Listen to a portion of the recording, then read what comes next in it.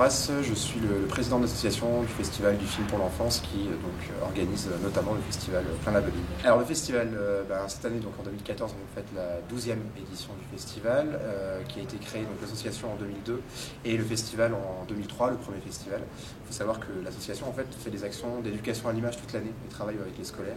On a aussi une tournée régionale, on a plein d'actions tout au long de l'année. Et comme aboutissement, on a effectivement le festival qui a lieu une semaine au mois de juin à destination des scolaires où on peut voir du court-métrage, du long-métrage et principalement oui du court-métrage en compétition. Je suis Manon Guérin, je suis déléguée générale au Festival Plein la Bobine, je m'occupe de la programmation.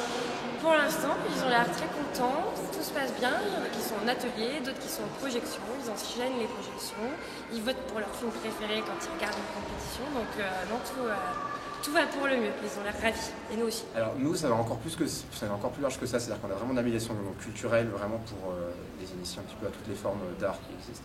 Mais il y a aussi cette notion d'éducation à l'image pour vraiment réussir à leur donner les outils de compréhension des images, et en tout cas des écrans, et d'avoir aussi ce recul nécessaire et indispensable pour justement pas se laisser manger par les images, avoir le recul nécessaire et les arguments aussi pour pouvoir se positionner par rapport à ce qu'on voit, ce qu'on apprécie ou ce qu'on n'apprécie pas. Donc c'est important pour tout simplement former les futurs citoyens qui seront, qui puissent être, on va dire, munis d'un esprit critique.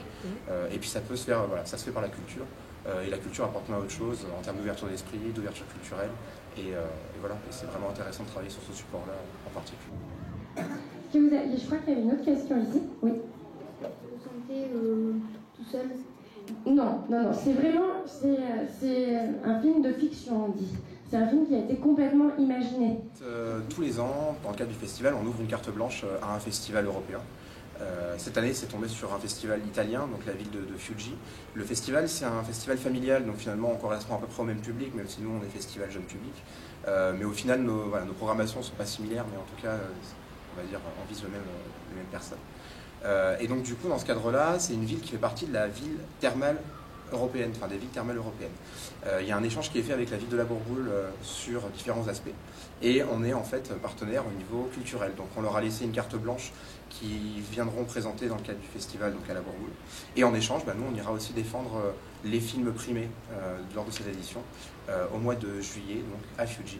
Et ce sera aussi l'occasion de parler un petit peu de développement culturel dans les villes thermales et développement d'événements comme ça. Cette année, du coup, on a une thématique, puisque l'objectif, c'est de mettre une thématique à l'honneur chaque année. Cette année, c'est le cirque et le monde forain. On l'a surnommé donc, quand les caravanes passent au cinéma. Sinon, après, aussi un hommage rendu au cinéma danois. Chaque année, pareil, un pays européen mis à l'honneur sur leur production cinématographique, en court ou en long métrage. Et d'essayer de montrer un petit peu les différents talents que peuvent avoir certains pays et les différentes créations qu'ils peuvent apporter aussi.